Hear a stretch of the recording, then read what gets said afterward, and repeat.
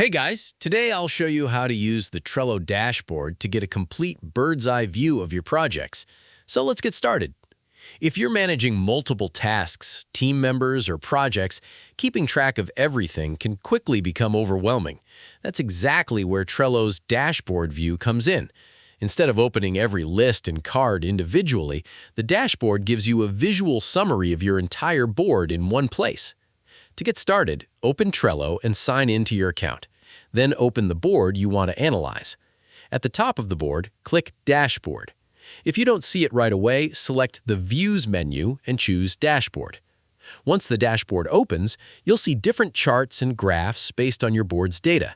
These visual reports help you understand how your project is progressing without scrolling through dozens of cards.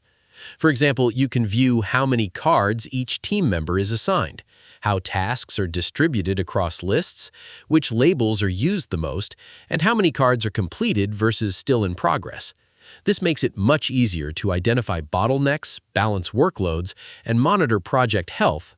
The dashboard updates automatically whenever changes are made to your board. As team members complete tasks, move cards, or create new ones, the charts refresh to reflect the latest information. You could also use filters to focus on specific labels, members, or due dates. This allows you to generate a more detailed overview for a particular project or team without being distracted by unrelated tasks. If you're a project manager, freelancer, or business owner, the dashboard is an excellent tool for tracking productivity, identifying delays early, and making smarter decisions based on real project data instead of guesswork.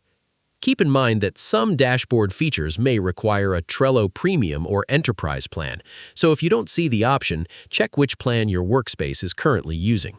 That's how easy it is to use the Trello dashboard to get a complete bird's-eye view of your work and stay organized with less effort. That's it. If you found this video helpful, consider giving it a like and subscribe.